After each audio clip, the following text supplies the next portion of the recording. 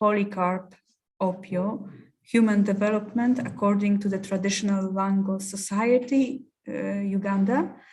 And another father will be Father Louis Mbuye Nge, Marriage and Family Within the Cameroonian Context. So we are waiting to hear your speeches, Father. The floor is yours, please. Sit down, please. I will help you.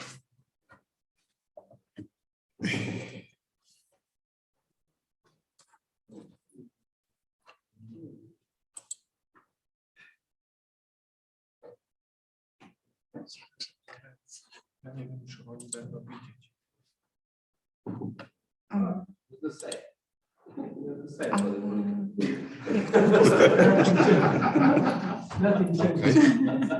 This is for you. Okay. And I'm going to show this presentation for everybody. Okay. And so if I want to just be looking for yes. Okay. And Można. Chociaż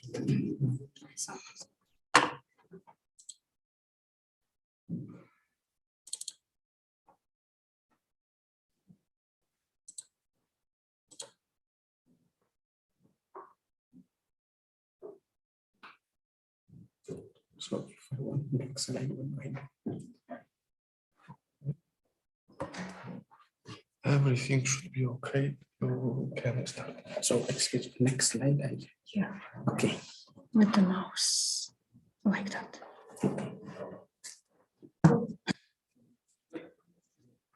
Thank you very much, viewers and listeners.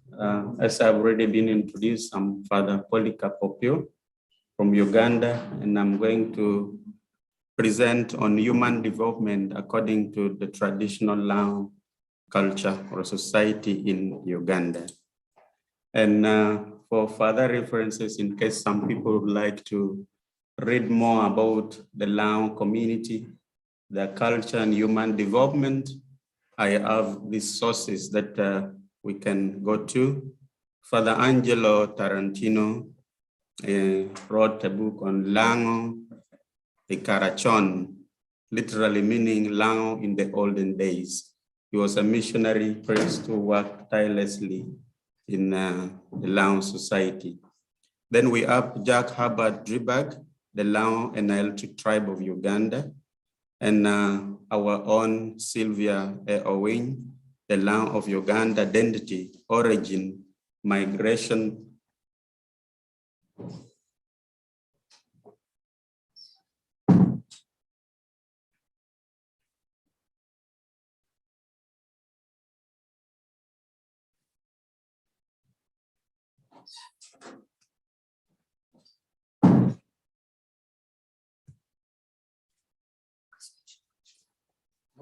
now it's okay.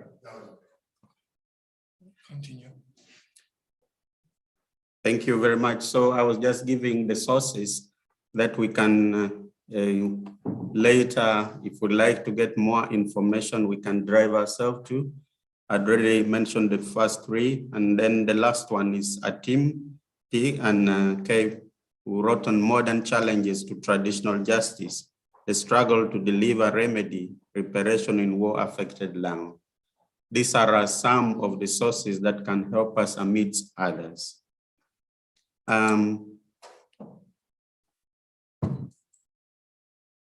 The map of Uganda here indicates the community I'm talking about is in Uganda, which is in East Africa, and specifically the community is found in the northern part of the country. The objective of this study is to appreciate the gift of culture and tradition in human growth and development, to foster a better sense of tolerance and appreciation of cultural diversity, and to help form a structure and foundation of our families and society. To examine the ideal African family, Lango as a social institution. to offer a platform for response to the current growing amoral secularism and advocacy for sexual inclusion. The operational definition, if we talk about this human growth and development, what do we mean? If we talk of human, we simply mean man and woman. Development, a progression in human life. Traditional is a customary transmission from generation to generation, and culture, way of behavior or custom of the people. Let's have now a general introduction to this study.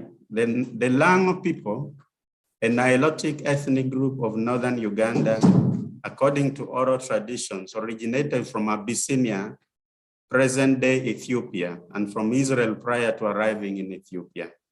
This we see presented by one of the retired police officers in the name of Odwe, John Peter, in his book. The Lango people live in the Lango region, northern central Uganda, north of Lake Kyoga. The 2004 National Population and Housing Census put the Lango population at 2,165,948 people. A close study of overlooked oral and print sources indicates that the Lango of Uganda are not a homogeneous group. Instead, they are composed of people from diverse backgrounds. The Lango speak Leb Lango, which is a dialect mutually intelligible with the Luo language. And according to Driberg, a Luo of Kisumu in Kenya would at once understand this dialect Leb Lango, and so likewise Alur, Jopadola, and Kumam of Uganda. The Lango are agropastoral, relying on agriculture and livestock rearing. Since the pre-Otuke settlement era, they reared large herds of cattle, mostly and commonly the short-horned zebu, sheep and goats. In the past, hunting supplemented also their diet. The region is situated within the annual cropping and cattle farming systems that are primarily found in northern Uganda. The region is dry compared to the rest of the country and experiences one long rainy season, also called the unimodal type of rainfall. Yet farmers can still grow 2 crops in a year. The main crops grown include the pulses we talk of beans, pigeon peas, grams, and groundnuts. The root crops grown are majorly cassava and sweet potatoes. And the cereals, we have millet, maize, sorghum, rice. And the Lango people also grow a lot of oil crops, which include simsim, sunflower, soya beans. And there is a commercial growing of cotton and sunflower. Lango is a fruit basket for fruit trees, such as mangoes, oranges, avocados, and lemons, which the majority of the families have. And also other crops like bananas, pineapples are grown across the region. Shea oil, which is processed in Lango on a large scale, has gained external market in the recent years. So just to give you a sample of what I am talking about, this is myself before coming here inspecting the Simsim garden. And Simsim, yes. Simsim, we use it for various, we can use it to make paste. We also use it to make one of the most healthy oil in the region. To give you a sample of the daily markets that is found in Lango, to give you an overview of the kind of fruits and crops that we have in abundance. You see a lot of tomatoes, a lot of mangoes, onions, and the like. But like I said, one thing which is common in all families, we have mangoes. I can similarly talk of the apples we have in Poland, that it is almost valueless because everywhere you find it. So we have a lot of mangoes that every family almost have it. And then we have shea oil made from this shea fruit. This shea fruit produces one of the most healthiest oil. And for women who like cosmetics, they produce very good cosmetics that can make your skin be very soft. And we have a lot of maize, which every family also plant. Understanding human development. Human development can be understood as the totality of human values, material and spiritual, growth of each person and the whole person, as John Paul II presented it during the second meeting in 1994. This finds better space within the culture of the people, where the families are a major agent for schooling these values. A central feature of both religious and psychological understandings of the human condition is that people are not static entities. Life from conception, birth to death involves many changes in our physical, psychological, and spiritual makeup, and we must have a history to confide into to maintain our human stability.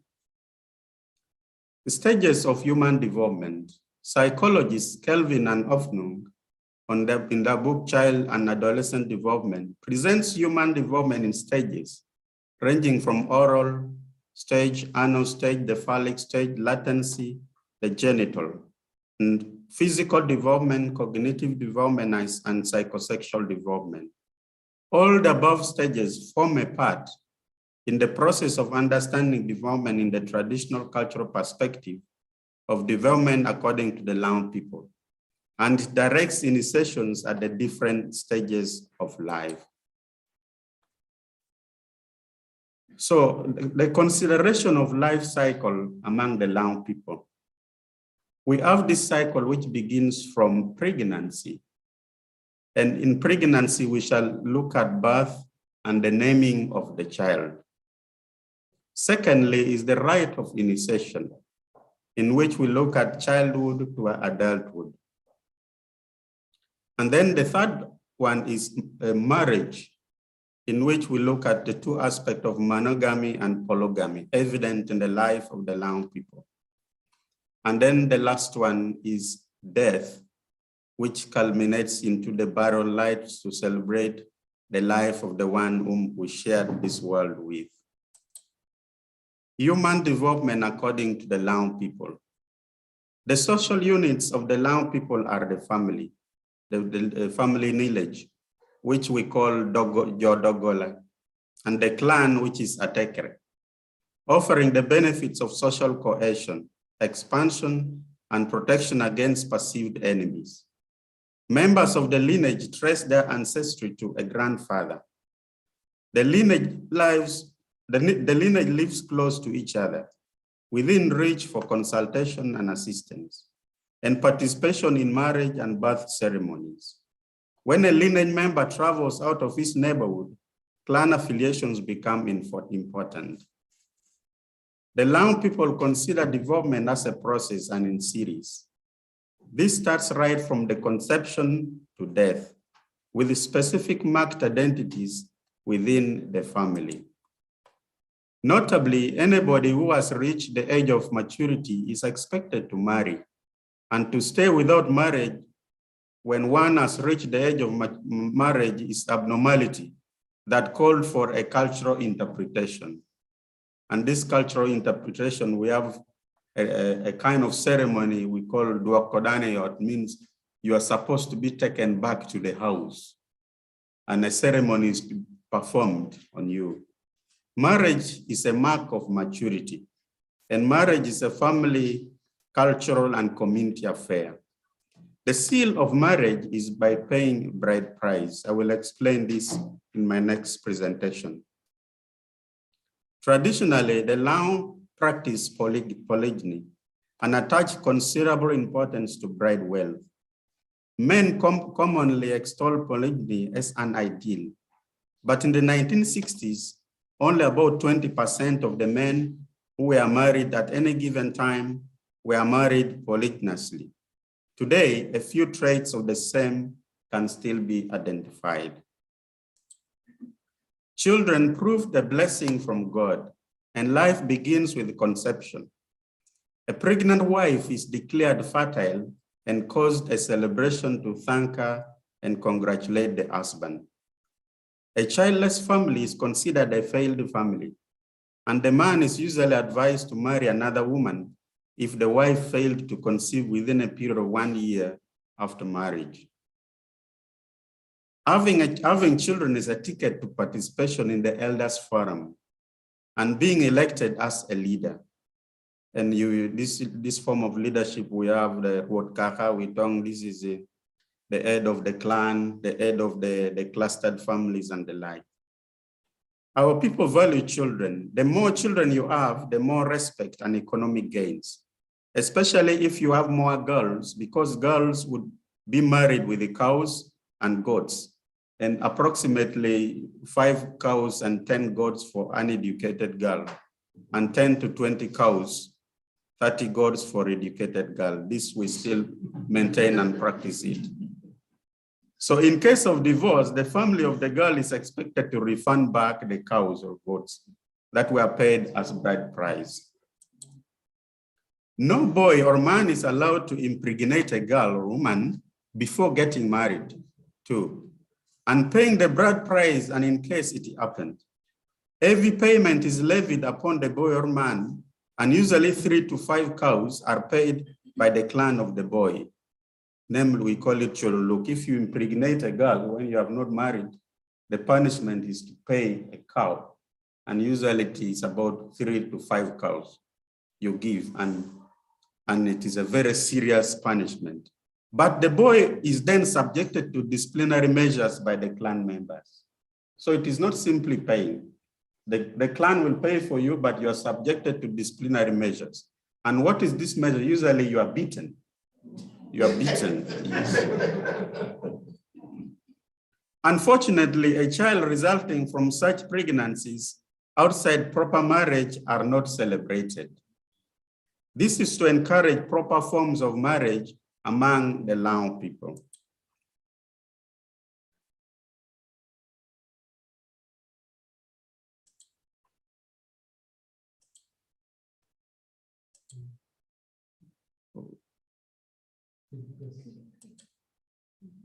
Something is missing.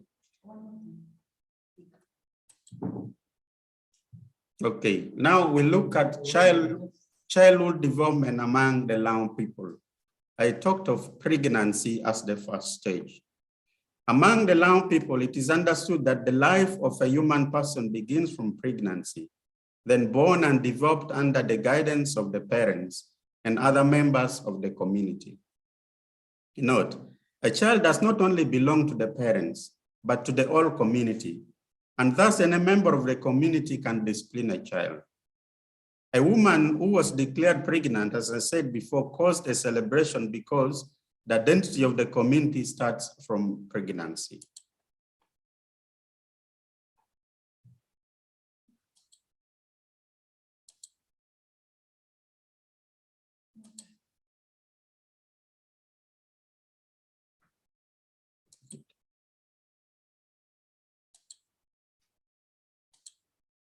At birth,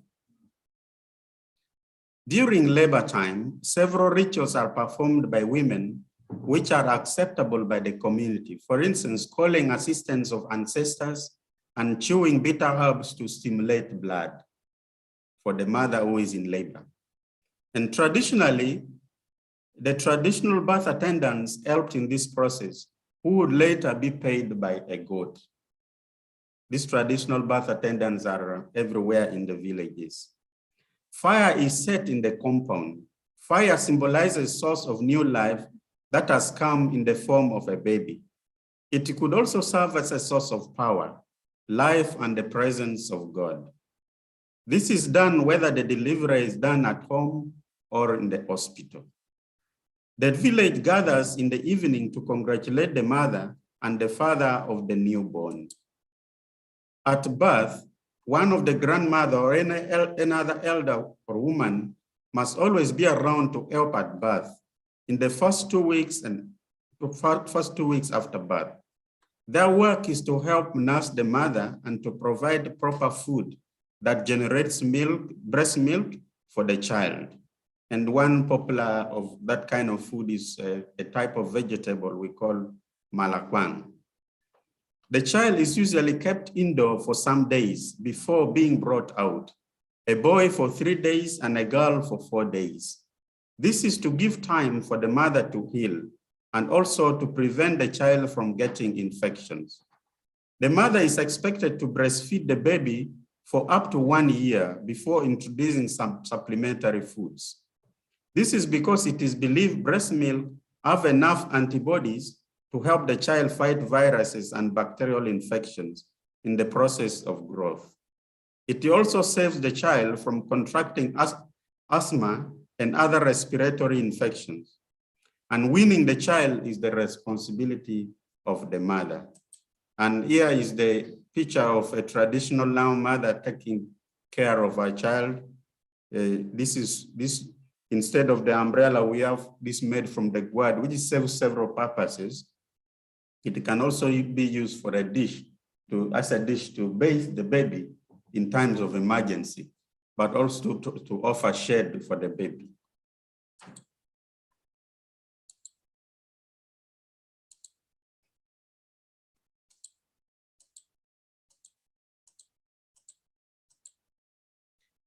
Naming. Naming is usually based on clan lineage or season, circumstance, and honor. A name is usually given following the clan lineage to promote the clan. That is why in particular clan, you find similar names with many people. A child can also be named based on the season of birth. For instance, a coat for a girl or a coat for a girl following rainy season, and rain is called coat. So it is coined from that to mean a coat for a girl or a coat for a boy. Naming can also follow from particular circumstance. For instance, Opio for a boy and Apio for a girl, or Ochen for a boy and Achen for a girl for those born twins. Like the first one to come is if it's a boy, the name is Opio. And the second one, if it's a girl, is Achen. Or if they're both boys, is Opio and Achen, in case they're twins. Or for those, or Ojok and Ajok for a child born with abnormality. In my place, you do not need to ask if somebody is having abnormality. If the person is named Ojok or Ajok, you just know that this person is having some abnormality. If the person is Opio or Apio, you just know these are born twins like myself. And then also for circumstances like Ayo or Oyo, these are people born on the road. Because you find that sometimes the mother is being rushed to the hospital and she gives birth on the road. So automatically that child becomes, if he's a boy, is Oyo. If he's a girl, it's called Ayo, because he's born on the road, which is Yo. So it is coined from such circumstances. Naming can also be given to a child as a sign of honor to someone who lived a good life in the community. If someone lived a scandalous life, no child is named after such a person. If a child is named after someone within the community, the person is responsible to follow the life of that child.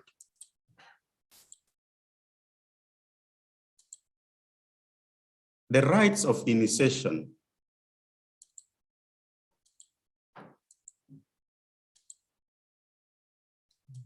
And we start with the work initiation. The rites of initiation is done according to specific groups and for specific reasons. We have work initiation. From the age of 7 to 10 years, the boy is identified with the uncles or any elder who instructs him, and they are expected to accompany them for major core activities. The boy, for instance, is introduced into the kraals, the gardens, and also for hunting, fishing, grazing animals, generally to work hard and provide for the family. And we see this borrowed picture, which indicates the children being introduced or initiated into work. And the girls usually,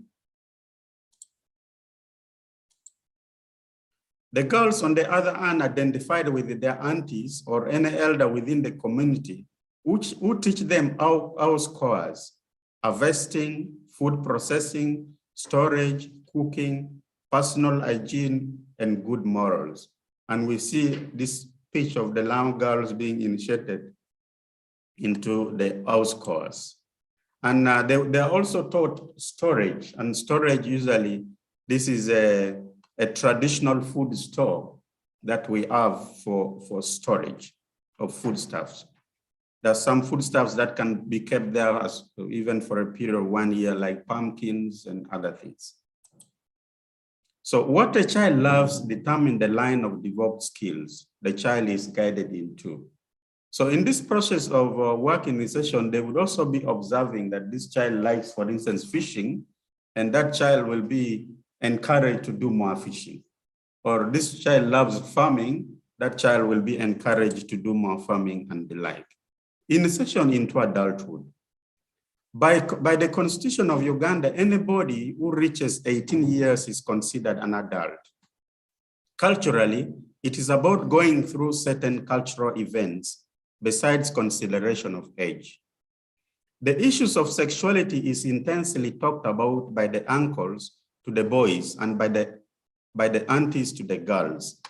So they tell them about physical body changes, personal hygiene, responsibilities associated with motherhood and fatherhood or home economics. At the age of 18, a boy must leave the house of the parents and construct his own house with the help of other peers. In my place, if you reach 18, you must leave the house of your parents. You no longer sleep with them. A boy without a house at this stage and still staying in the parents' house is considered a child. A boy is given few cows, goats, chicken by the grandfather and uncles to start his kraal, and sometimes a garden also. And this is a mark of responsibility. And this is just to show you the sample of the kind of house I'm talking about. After my ordination to the priesthood, I went back to check one of my traditional house I made as a young boy. Although I feel sad that it has collapsed now. And also other samples, I visited my friends here. You can see the kind of houses. The other side is the rest house that when your friends visit you, you can stay with them. And this one is a traditional house. Down there, you can also sometimes keep some birds. There's a way we make messes around it that you can keep some birds and you sleep up. It's like a flat, the modern kind of flat. And if you have a guest, you can also have one for your guest. This is expected of a boy to have something similar like that. Meanwhile, for the parents, usually we have a big one like this. And inside we don't have any rooms, but there are departments that the parents know, I keep this here, I keep this here. This is a sample of what I'm talking about. The girls, however, are expected to remain in the parents' house until they're married. This is for the purpose of control, since a girl had to be protected so that by the time of marriage, she's still intact.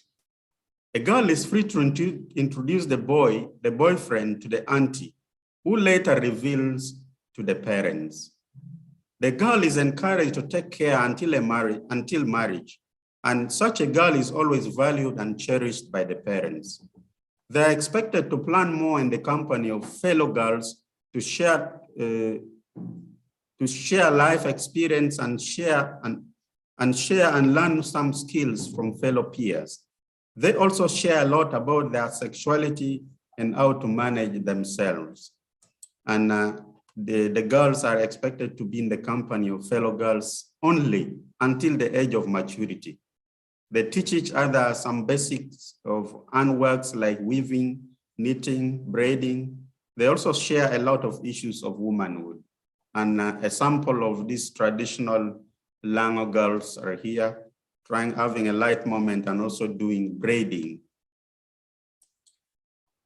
Every boy or girl at this stage is expected to frequently visit the aunties or uncles so that they freely discuss about these sexual matters. And in case of any challenge, they can freely discuss about it. The uncles played a role in recommending for a wife for the boys. Meanwhile, the aunties also played a role in guiding the girls in this regard. However, the choice is left to them. The climax of initiation at this stage is in the marriage itself. A man without a wife and children is considered a child or boy until one gets married and produces children. So marriage is the climax, and it causes celebration. This is during a marriage ceremony where there was dance of marriage. And also what I was talking about, sharing after successful hunting, like I told you, the boys, was a value. That sharing is such a value that even eating is done from the same plate, as opposed to serving individual plates. As young children, we would gather around, and then we only have two, one for sauce, one for food, and everybody eats from there. This means you have to be available during time for meals. If you miss forever. And also, it meant also to be moderate. It taught you moderation, that when you're eating, you know others also have to share from the same.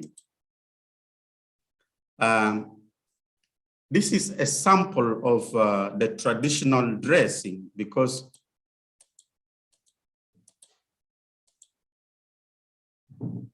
marriage ceremony itself, I said, was the climax of it all. The young people only entered marriage having gone through the initiation process.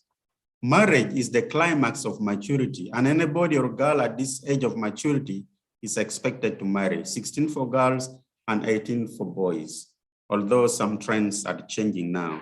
Bride price is valued and acts as a seal for traditional marriage. The boy is expected to pay some animals. I already talked about this. The uncles are supposed to contribute some cows for their son to pay as bride price. And this is not optional for the uncles. If the boy declared this intention to marry, the uncles must contribute the cows for him to marry. The initiation of marriage is a vital link and bond that sustained and strengthened the kingship ties within the traditional communities. It is served as the building block that united all the members of the extended family, as well as the larger community.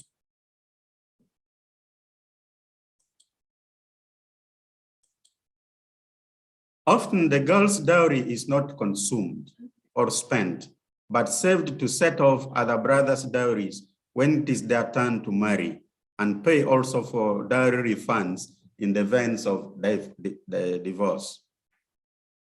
After marriage, the boy is allocated a piece of land and other properties, like the cooking utensils, to start his own family, which traditionally we call pokokeno. The wife is expected to get pregnant in the first 1 year.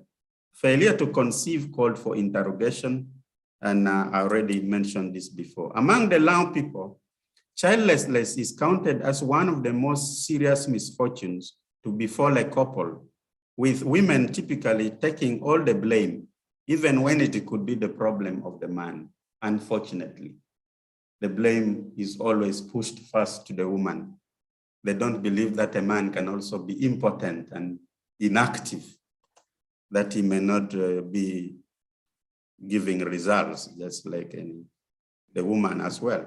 In such cases, the marriage could be dissolved, or the husband allowed to take another wife. For the Lao, the children are the ultimate goal of any marriage, and it seals marriages. In fact, early historians say the early Lao people could not set up a family until the first child was born. Until then, the woman stayed in the mother's house. The family is the domestic unit of the Lao people, comprising of husband, wife, and unmarried children. Because their children, as long as you are not married, you are still part of the family.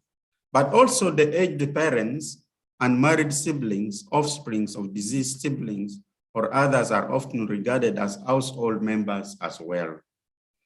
All members of the household pay special tribute to the husband as the main authority of the house, and they all acknowledge his authority as the head.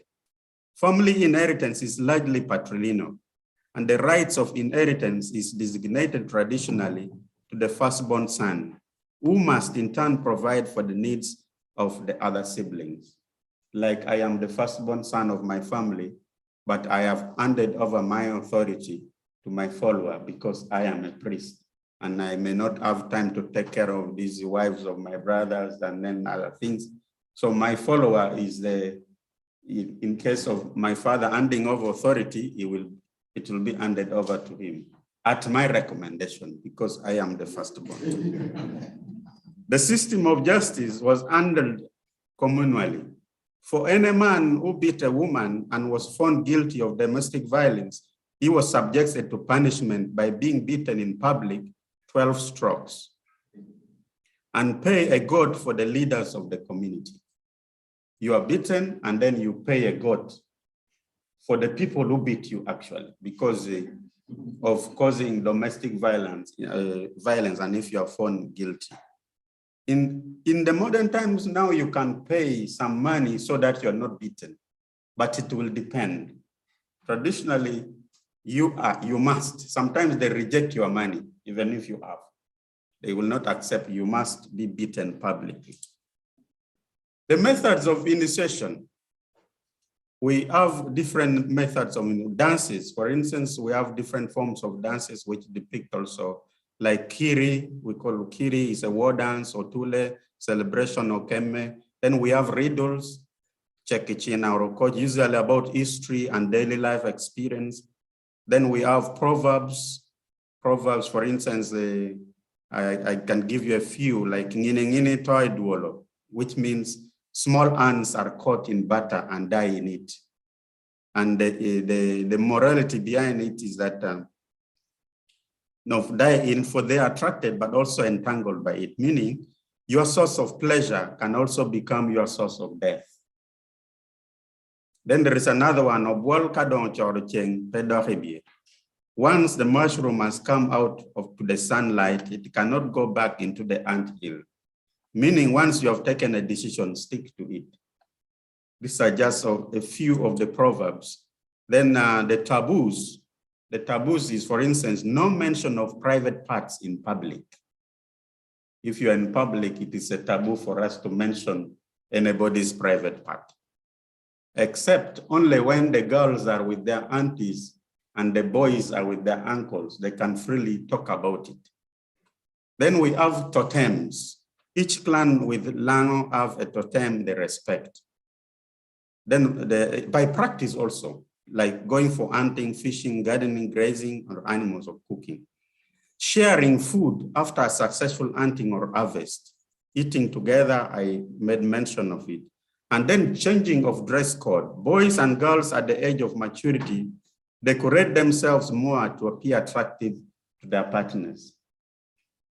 I think also in Poland here may be the same, that when girls reach the age of maturity and they want to appear attractive, not the boys to admire, because this is where life of marriage begins from. You have to look to see the one which attracts you.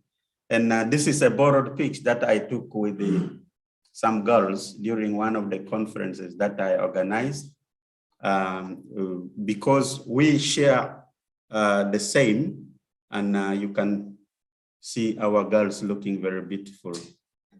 And I am there in the middle with them. Yes. But also now we have also what we call gomercy. It has a history of preserving decency of women. And this we have preserved it to date very jealously. Why? Because gomercy covers the essentials of women. And it goes up to down. And we really appreciate, and this is just a sample of what I call gomercy. Then now we come to the last cycle, which is death.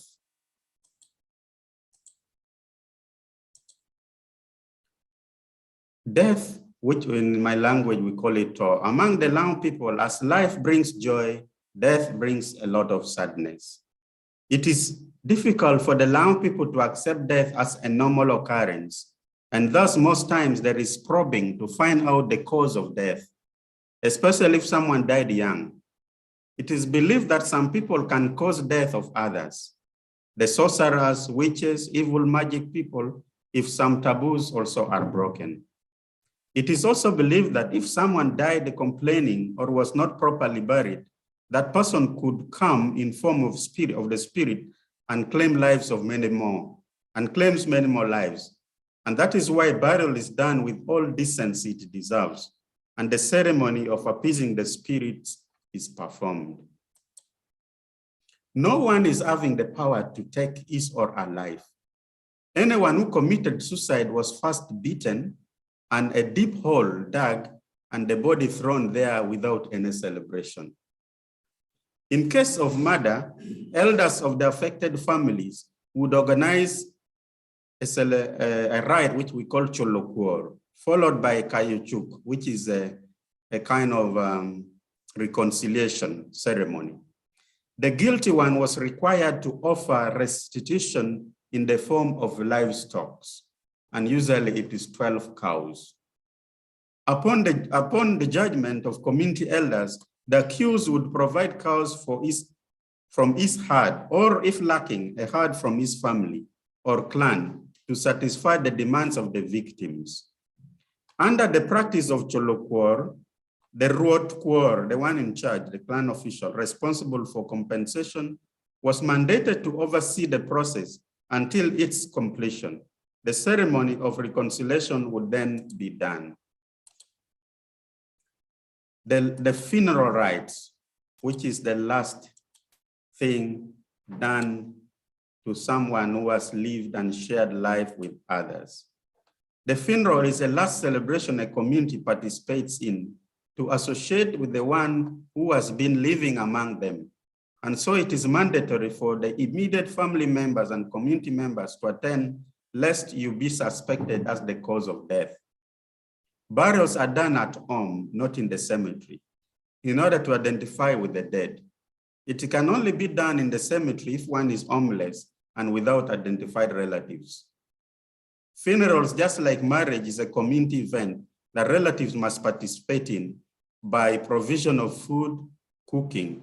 For food is served to everyone as a visible sign of charity for the dead during his lifetime. It is believed the spirit of the dead still live in the underworld, and they keep manifesting themselves to people in various ways. For any elder who died natural death and lived well in the community, a child is named after such a person to keep the memory. But if one lived a scandalous life, no child must be named after such a person, for fear that the child may take after him or her. Conclusion. Culture is one of the gears to provide to provision of intrinsic values to humanity. It gives every individual identity and defines who we are. It is a powerful tool for human integration and helps people to adapt to family and environment and live in it with a sense of purpose, of already established rules and pattern of life. Whereas our cultures and tradition could have had its own portion of challenges, it still remains relevant in responding to the so many challenges facing the family and society today. For culture shapes the way we think, work, relate, grow, and integrate.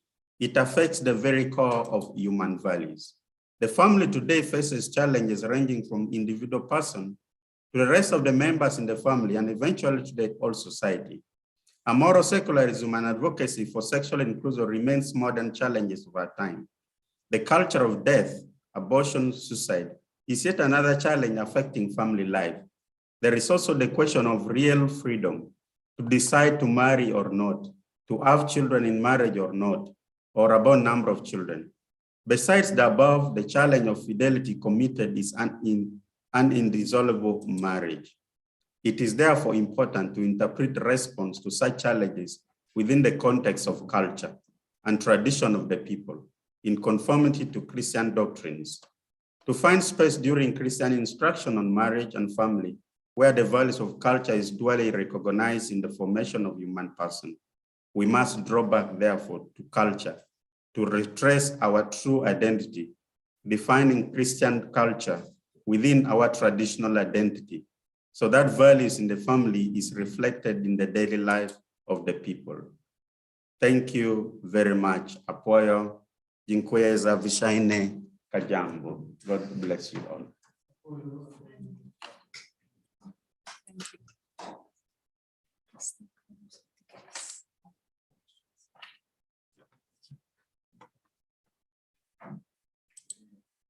Thank you very much, Father Polycarp.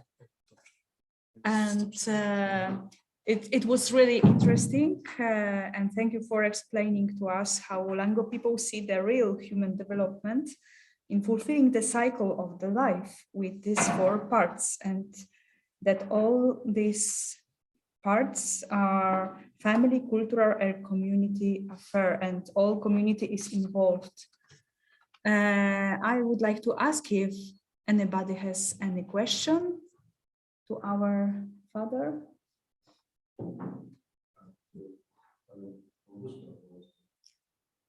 Father Bogusław. I know that your area of Uganda, your region of Uganda, was affected very much by civil wars and insecurity. How much did it affect family life within your culture, within your tribe? Thank you.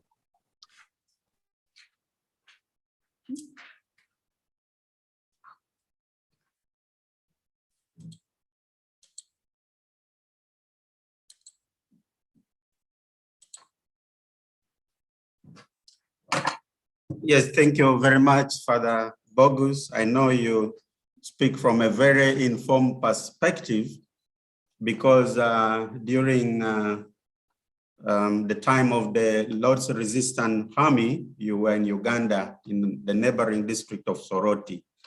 And you know very well that many of our people were forced into camps, and the life in the camps surely was unbearable.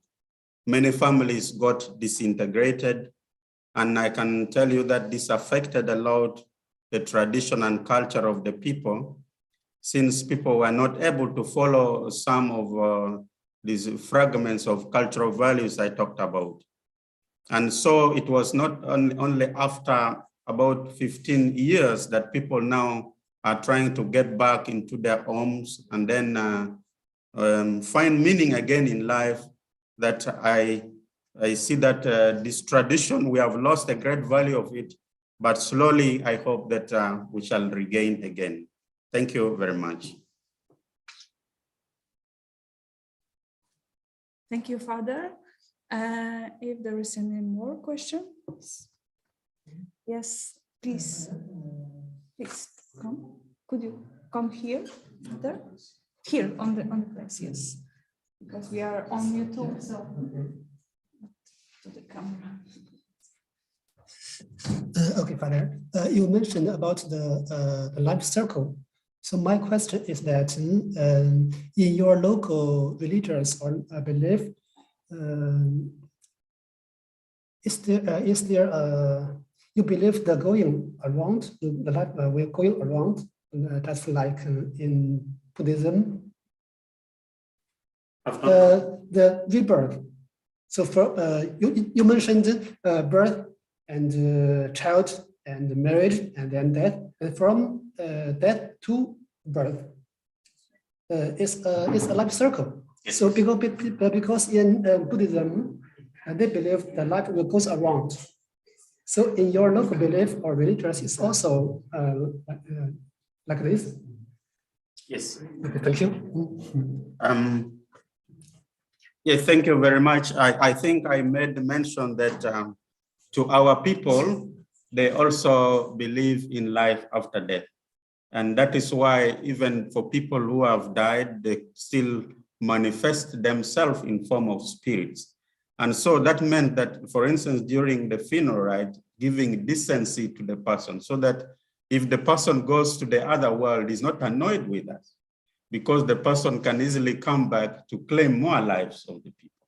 So we believe also in this cycle of life after death. And that life is not ended in death itself, but people still live in form of spirits even after death. Thank you very much.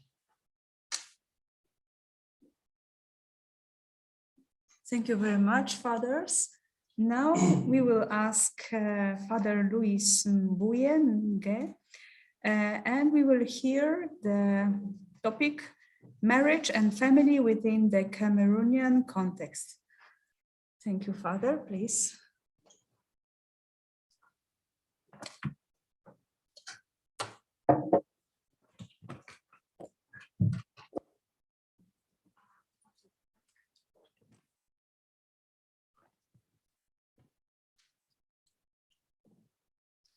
Thank you very much. All protocol respected.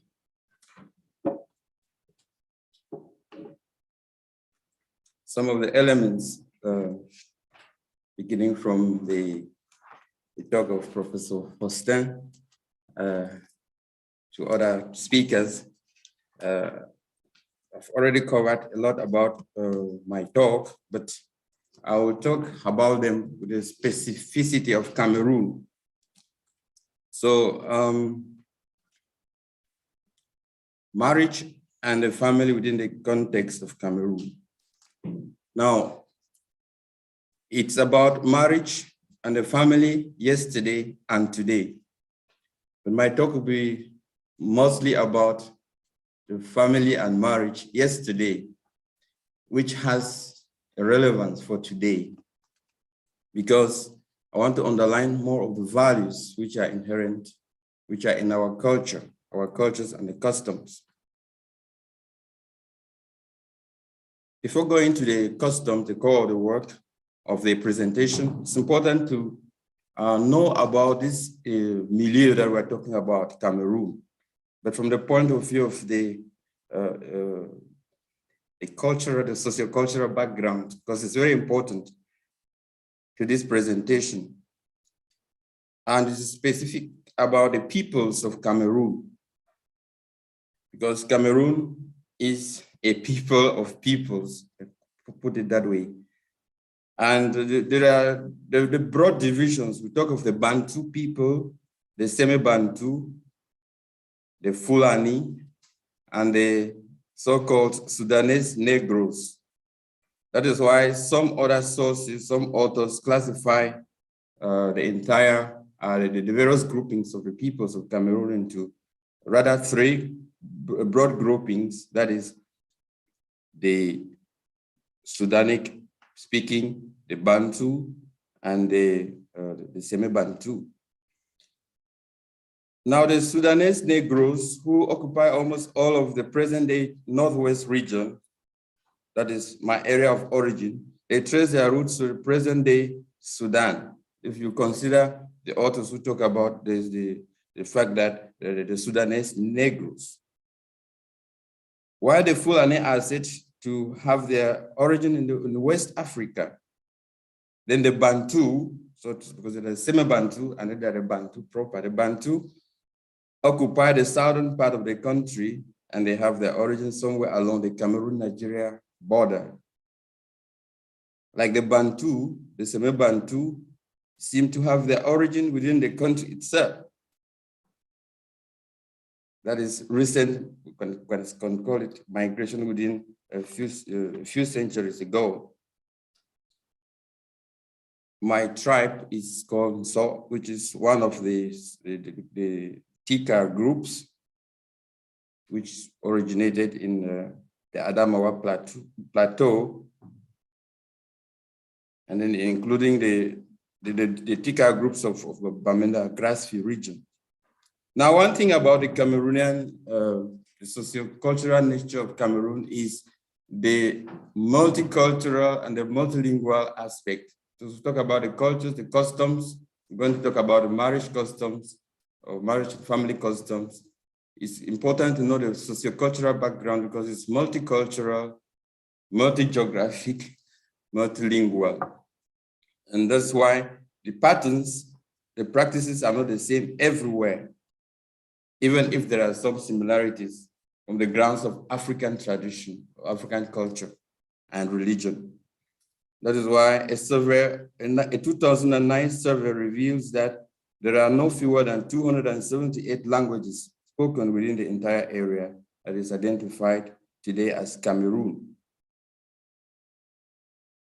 Now, talking about the former customs, as I said, I'm going to lead more on yesterday, family and marriage, or marriage and family yesterday. The customs. Marriage, it's important to understand What is marriage according to the Cameroonian peoples? John Mokum Mbaku, Cameroonian author, defines marriage as the main structure for producing children, expanding the lineage, creating new households, and maintaining the customs and traditions of the group, and ensuring that they are passed on to future generations. This is rather a more functional understanding of marriage, which is not only Cameroonian, but African at large.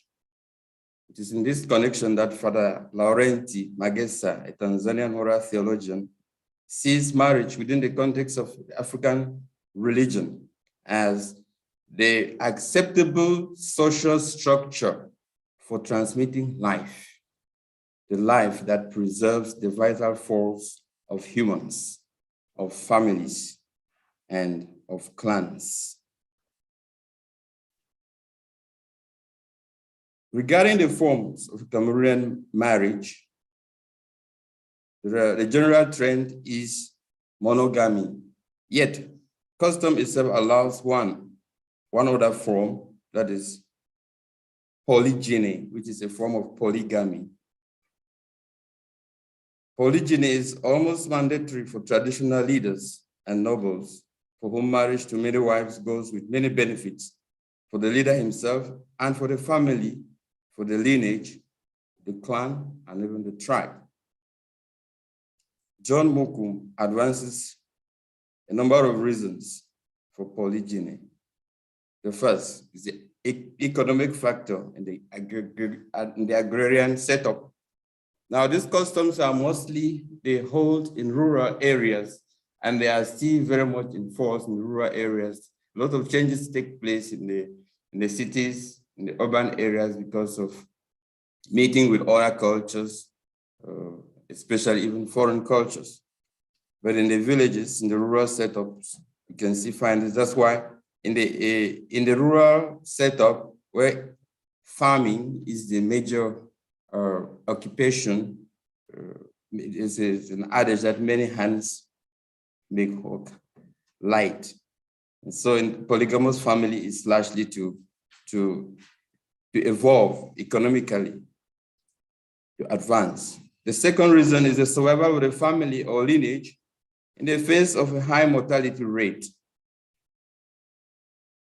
The third, to ensure the sexual rights of husbands whose wife may be pregnant or are nursing their babies, that is, they have not weaned them.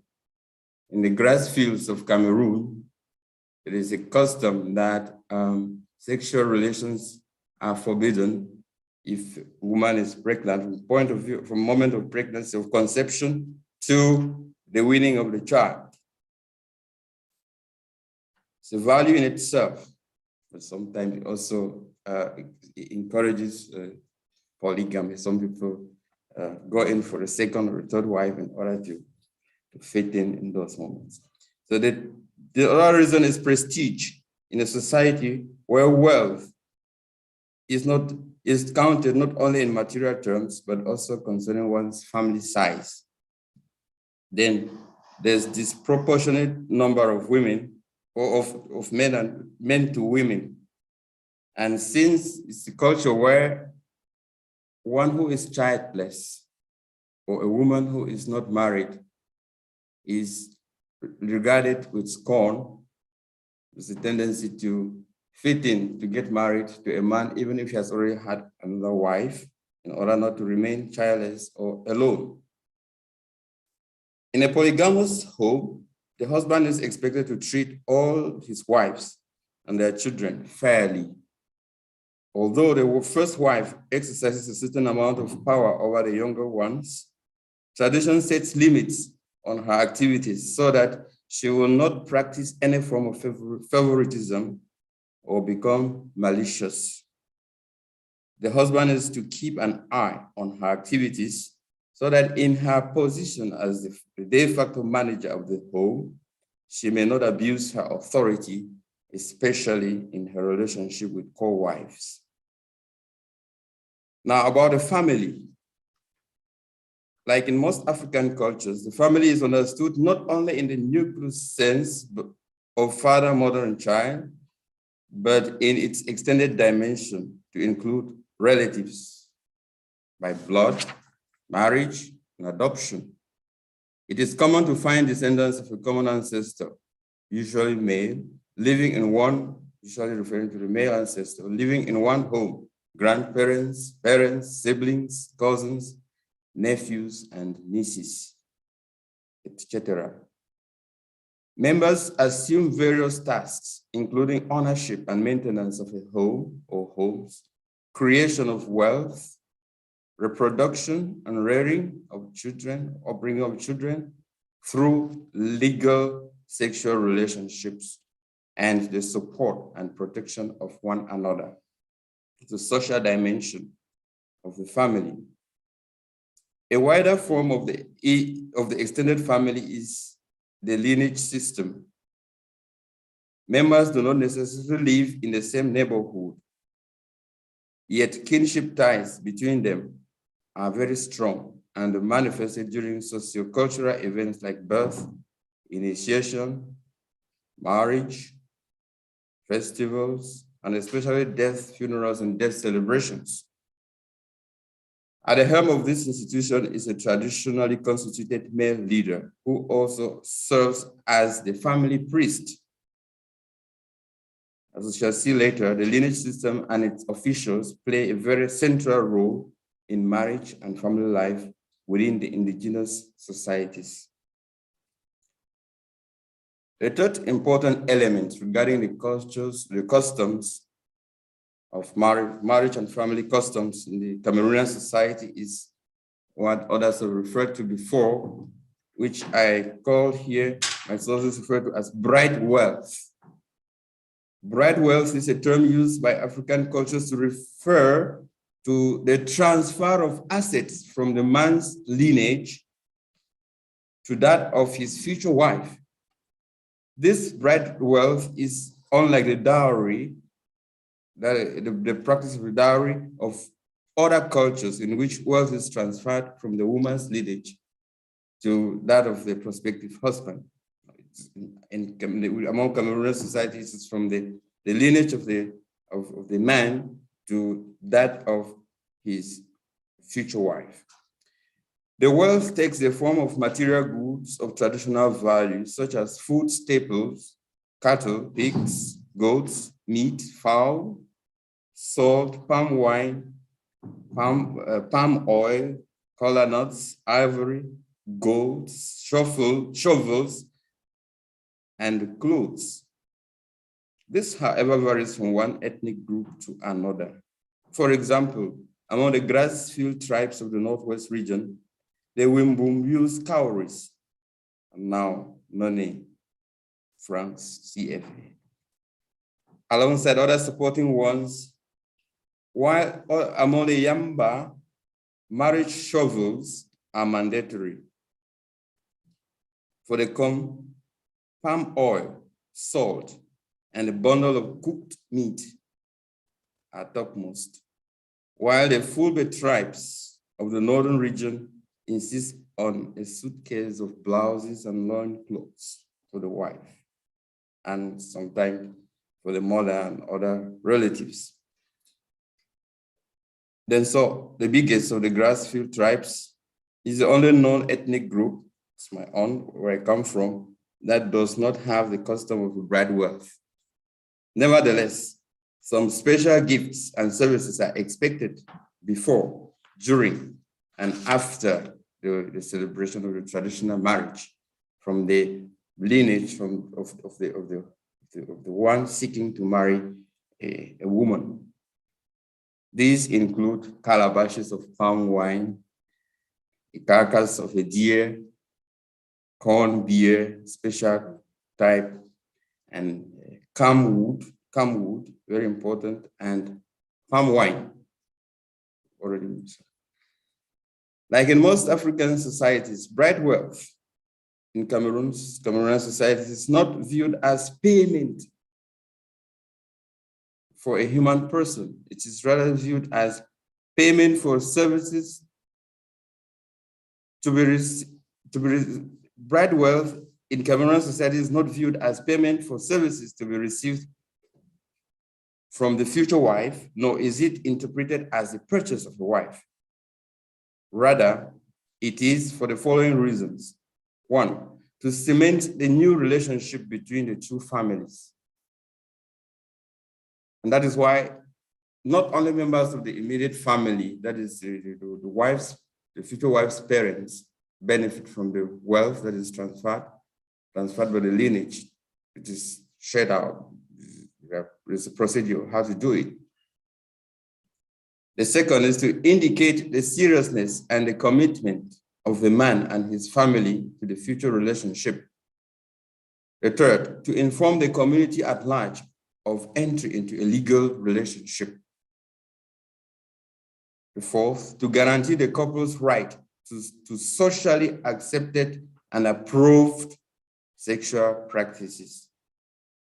And then also to ensure that the children of that marriage they assume a legal status within the patriarchal lineage.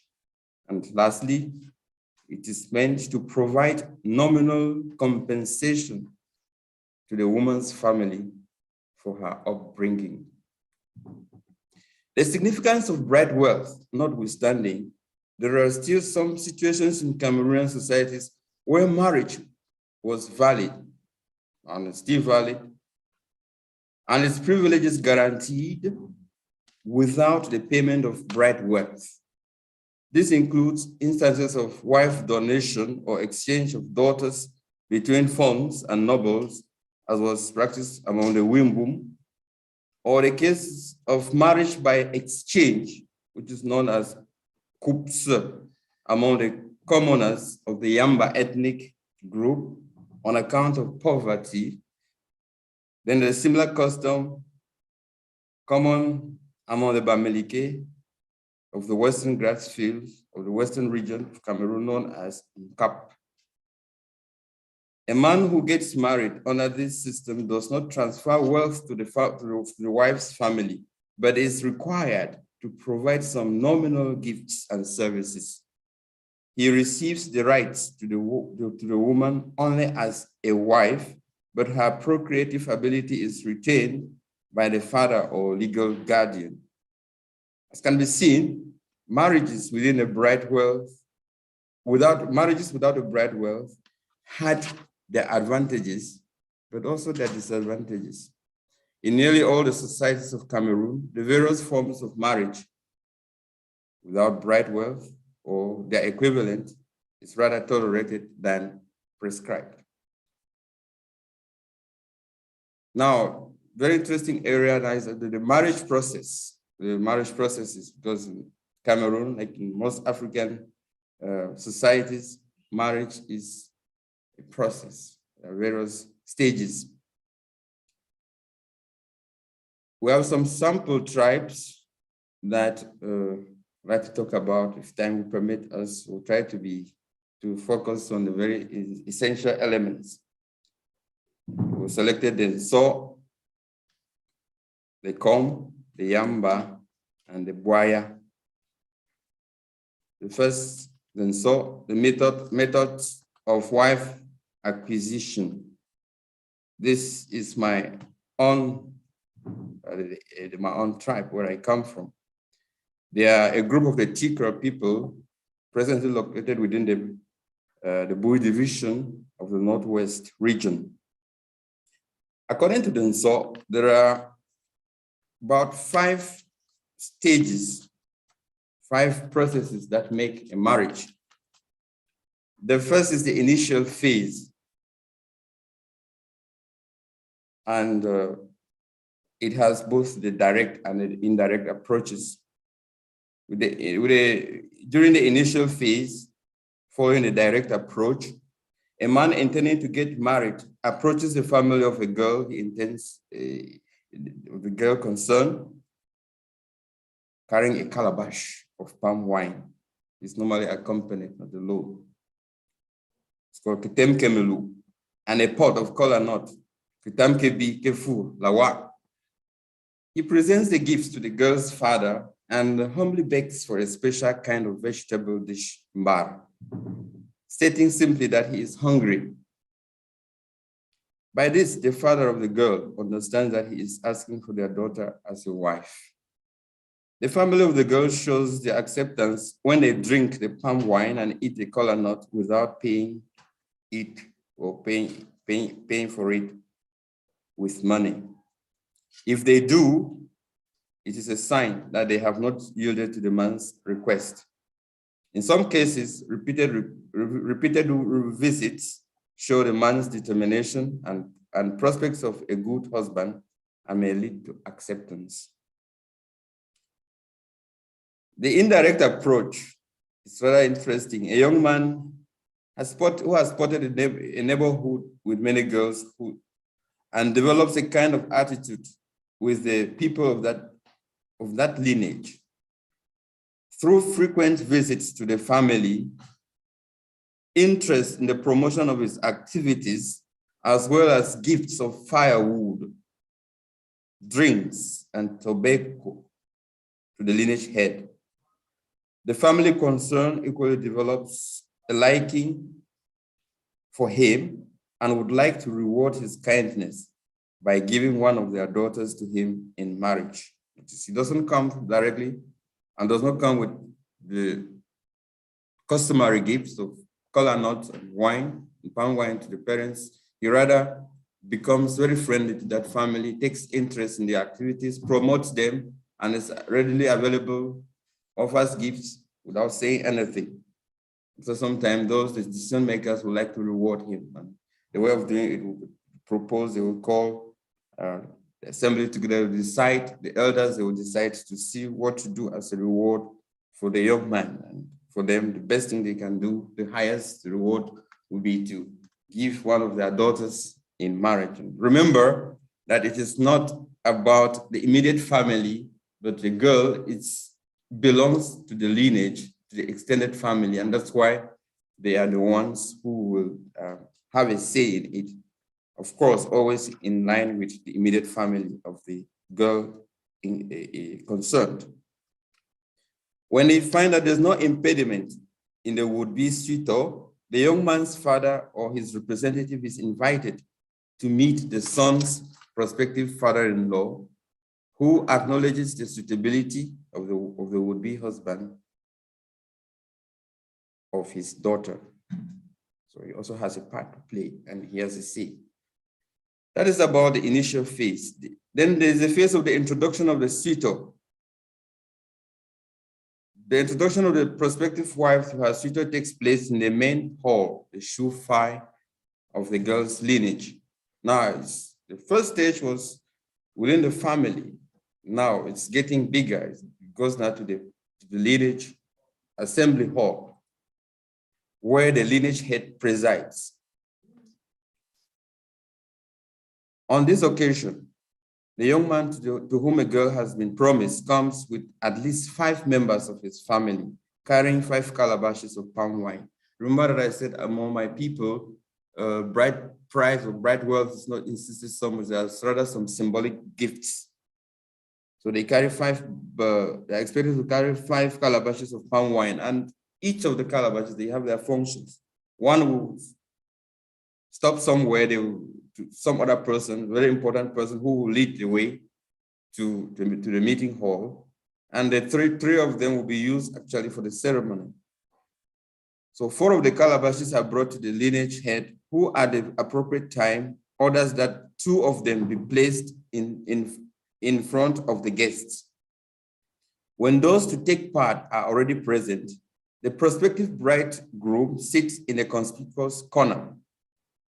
He sits at a conspicuous corner. The presider declares the intention of the young man to the girl through an elderly woman of the lineage, and that she is expected to pour the palm wine the future husband and his family have brought into the family wine pot. See the 2 families, the family of the husband coming with the symbolic gifts, and then is pouring it to the family pot of the wife, the lineage of the wife. to be. In a somewhat shy manner, the girl steals a look at the suitor and proceeds to pour the wine amidst the people's applause. It's a public ceremony. So after pouring the wine, she serves the lineage head with the same wine and runs out. This act is a sign of acceptance, which fills those present with joy. When this is very important rite, this ceremony is celebrated now, the boy is expected to pay visits to the lineage, especially to the family, immediate family of the wife to be, can say the betrothed wife. This is that the betrothal has been concluded. On these occasions, he is expected to come along with some special gifts appropriate to each occasion. These include camwood, because it will be used during the wedding, in a new raffia bag and a carcass of a deer on the first day.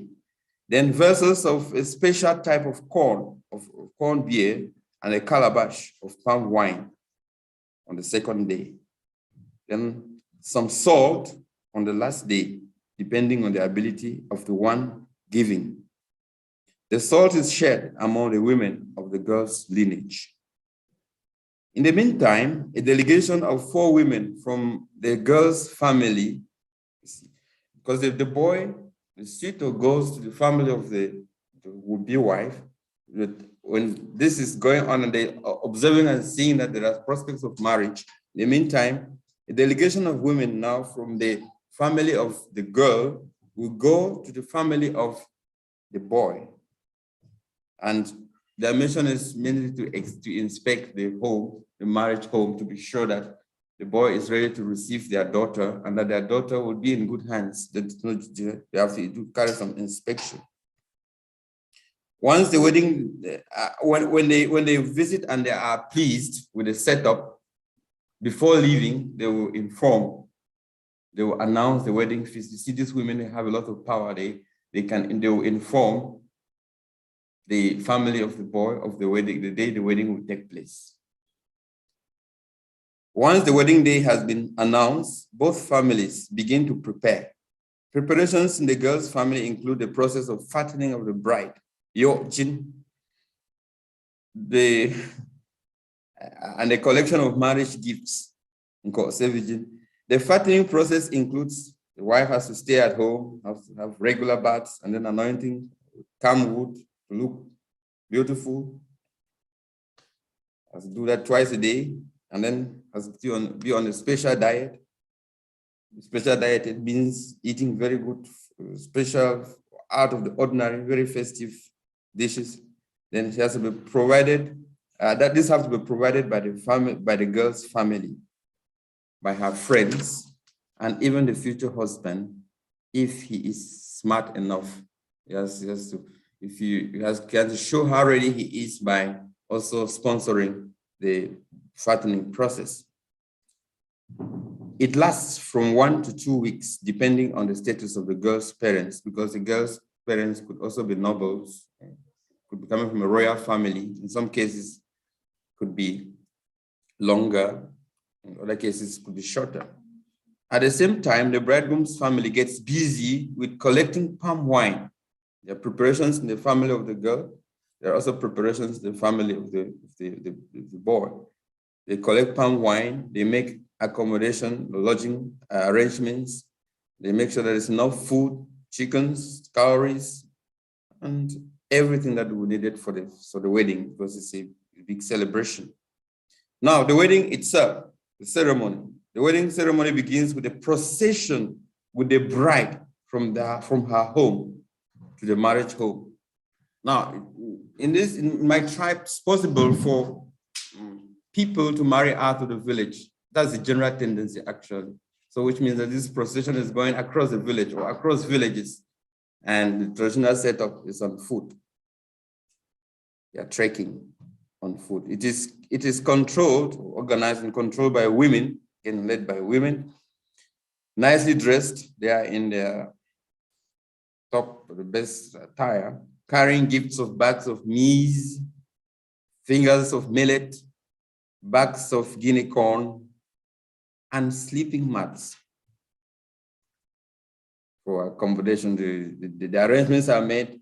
They foresee that they could need extra arrangements, because there is no booking of announcing of the number of persons who are coming, but they will make sure that they have the essentials for the night or the nights, because there are actually 2 of them, and especially designed bamboo chairs. The bride is accompanied by 2 maids, 1 jinn. They are richly adorned with camwood from head to toe. The bride is not brought directly to the husband, but merrily led to a designated house in a compound. We talk about the lineage here, means that there will be a bigger house, but it's not a house proper of the husband, but called a family environment. In the designated place, that is where the wife will be lodged, the wife to be. She remains hidden until the appropriate time, when she is handed over to the women of her lineage, to the husband. She is handed over by the women who have brought her in procession to her husband at the appointed time. On the first day, the bridegroom comes with his relatives to greet the bride, accompanied by some gifts, which the latter receives and hands over to the woman designated to receive them. It is the first time and the last time for the bridegroom and the bride to see each other. All this is accompanied by feasting and dancing in the courtyard, in the family environment. The wedding. On the second day, general entertainment continues. The bridegroom and his family do their best to keep the guests happy, especially the members of the in-laws, the in-laws, the members of the other family.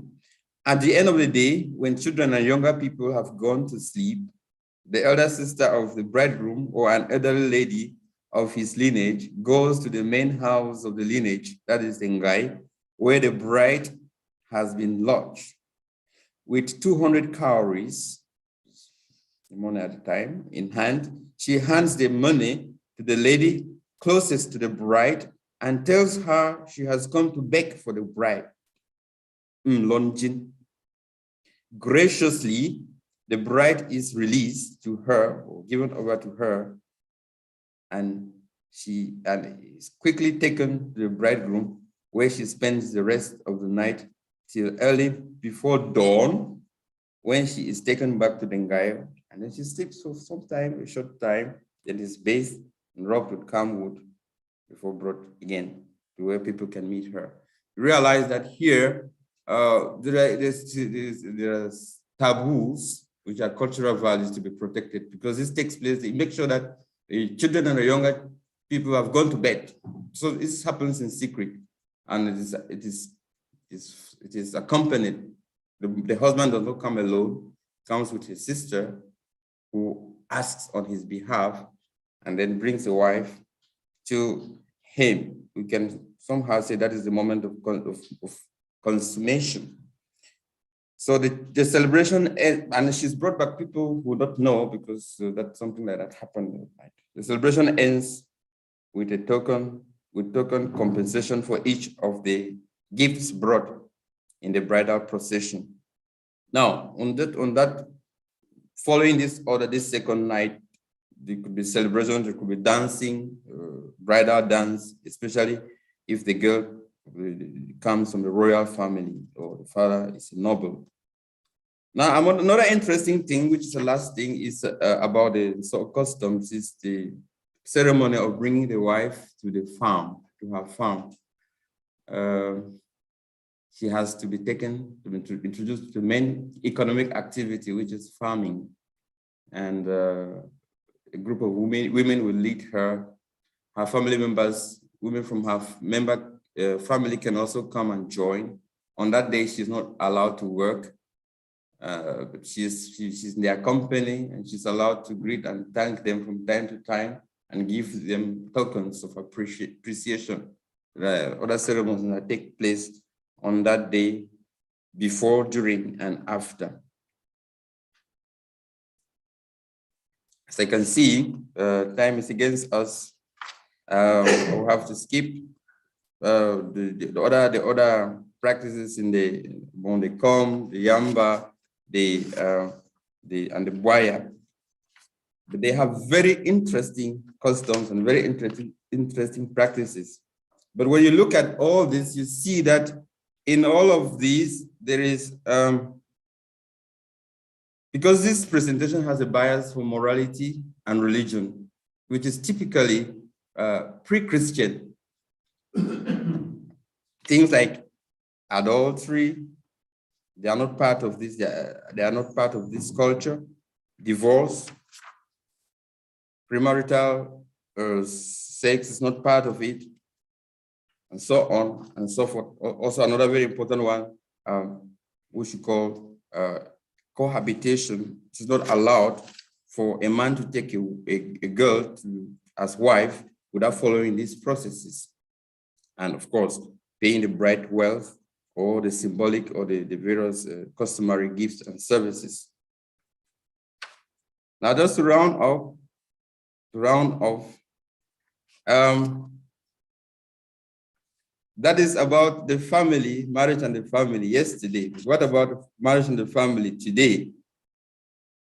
The influences of Christianity, which ennoble these values also, and in some other cultures, the same environment, there's also influence of other religions like Islam, which are also foreign, which are not indigenous. There is also the state policy on marriage, which also influences marriage and the family. Somehow it has also its plus and also its minuses, its advantages and disadvantages. And knowledge of them is important for purposes of dialogue and resolution of set of problems. Then you can see there are multiple ceremonies, traditional, customary. Now, because there is a state policy, there's also Christian religion. For example, the tendency of having many processes and sometimes repeating them. There is the aspect of globalization in the Western culture, as we had already heard before, but also some anti-Christian values. Now, these customs they are not perfect. They are still playing on the family, the life of the family, the institution of marriage and the family. Increased rate of cohabitation, especially among the youth. Then the ongoing sociopolitical crisis, displacement is a disadvantage to to families and marriages. And the family life apostolate in the Diocese of Kumbo, like in other dioceses in Cameroon, they are taking off from here to see how to make face with the challenges confronting marriage and the family. As you can see, from the point of view of evangelization, these cultures, these customs, a return to the cultures, how marriages and families lived, or how marriages were celebrated, what was expected, and how families lived in the past is important for us now to have a kind of way forward. Thank you very much for listening.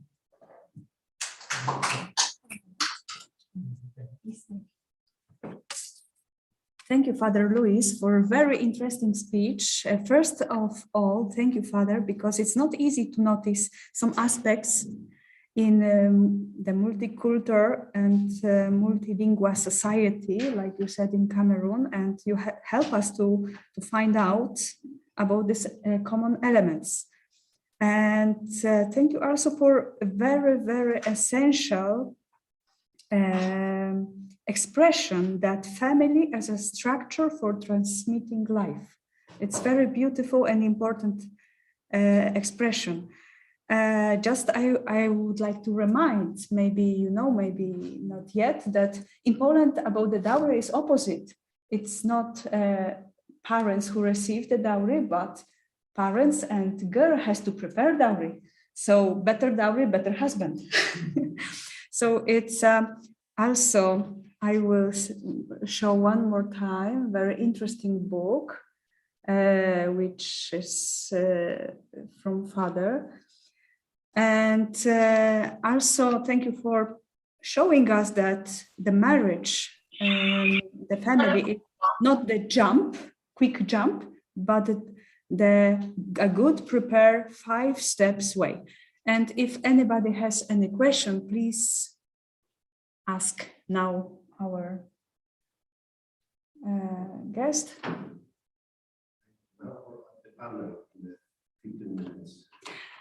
Okay, so there is no question. So now or later, after 15 minutes, now we will have 15 minutes break. So if anybody will have any question later, also can ask Father Luis or